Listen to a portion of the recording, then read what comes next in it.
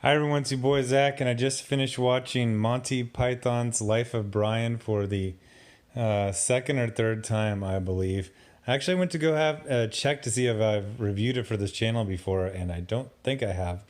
But anyway, oh my gosh, all I can say is, I mean, it was amazing the first time I saw it, but it just blows my mind every time I see it how absolutely perfect it is. So, for people who don't know, if you're younger, there was a comedy troupe called Monty Python. I think they formed in the late 60s. They had a TV show that was kind of their big thing over there in the UK.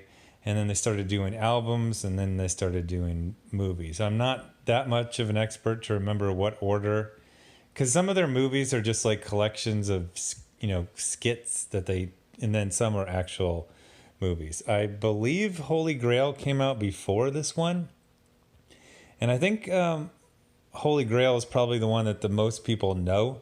I watched it once. It was okay. It really wasn't that into it. I grew up actually kind of hating Monty Python for a couple of reasons. Number one, the fans were really annoying and obnoxious.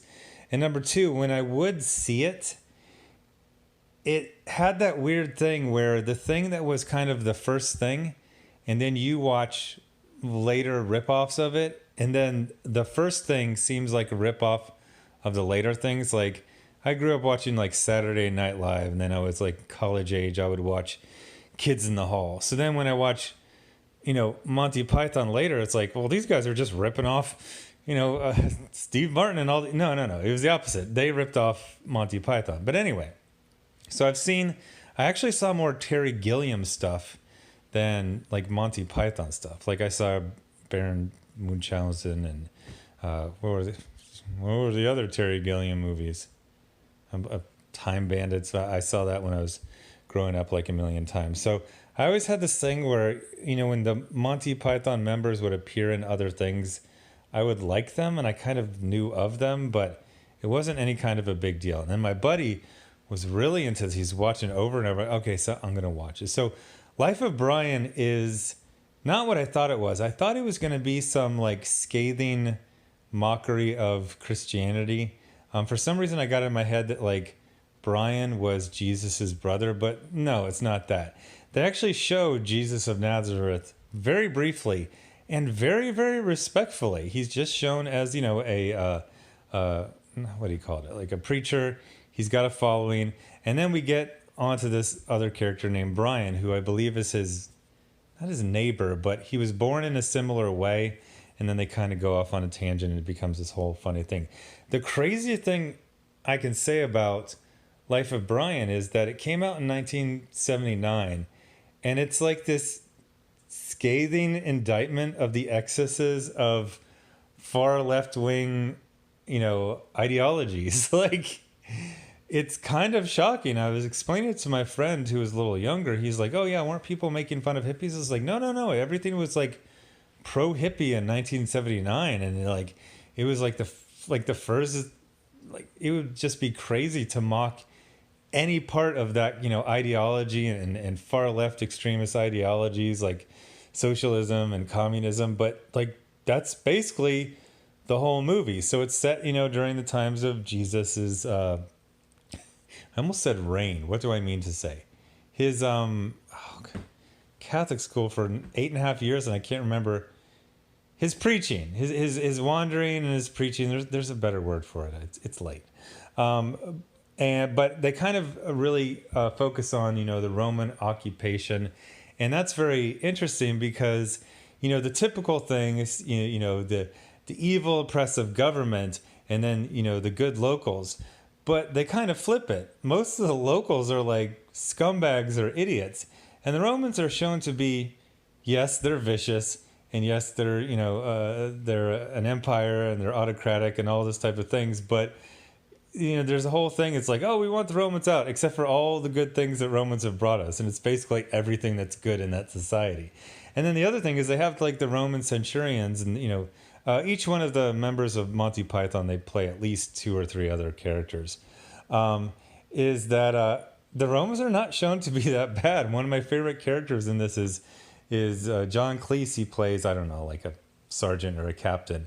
But he's just being portrayed as kind of like an everyman. Like, he's just a regular middle class, working class guy. It's just his job to be a Roman and chase people around and enforce the rules and take people to go be crucified. There's a great scene where he catches Brian, and it's one of those complicated plots where to explain why one person is doing something in one scene, you basically have to explain every previous scene. But if I remember correctly, Brian is doing some graffiti that's saying Romans go home, and then he gets caught. Everyone always is getting caught every time they do something. So then it's John Cleese. You're like, oh, he's gonna be in trouble. But John Cleese, just like some proper English teacher, he just starts chastising Brian on using the wrong verb tenses.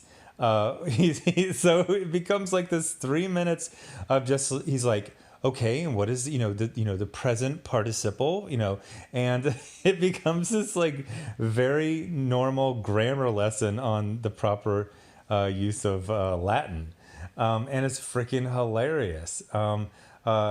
There are so many bits in this thing that it definitely warrants watching it 2 or 3 times. One of the things that I thought was just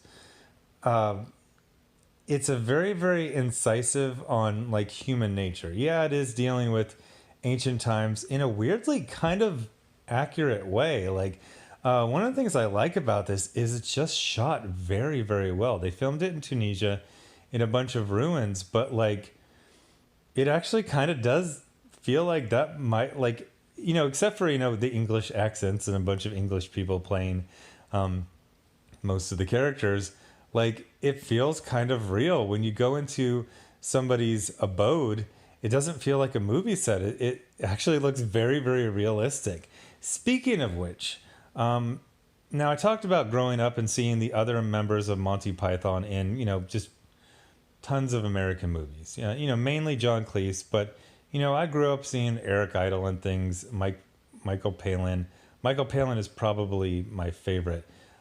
Terry Jones. I don't remember him popping up in a lot of American movies. And then, of course, there's Terry Gilliam, who I think is the least talented of the Monty Python crew. Like, he kind of doesn't fit, and his style of acting is kind of like, I just don't like it. It doesn't match the others. He's an American, and he's there, and, like, he doesn't get all of the rhythms of British comedy, so it just seems, like, weird. But Graham Chapman, I really don't know from anything. Now, obviously, I believe he was Arthur in Holy Grail, which I've only seen once all the way through. But his performance as Brian in Life of Brian is amazing. I hesitate to call it a straight man role, not only for the kind of pun of that he was actually the gay member of the comedy troupe and he's playing a straight man, but I'm saying like he is being funny. Like when he runs, he's doing like comedy running, and when he reacts to something, it's overdone comedy, overreactions. But his like emotions are very kind of real. So it's kind of like this, almost like a dramatic, like when everyone else acts silly, like when some people seem to like not even care if they're being tortured, or if they don't care if they're being crucified, he has like the normal human reaction, even if it's pumped up for, comedy's sake. He's consistently having like reacting to the craziness of this. At one point he's, being crucified, for no reason.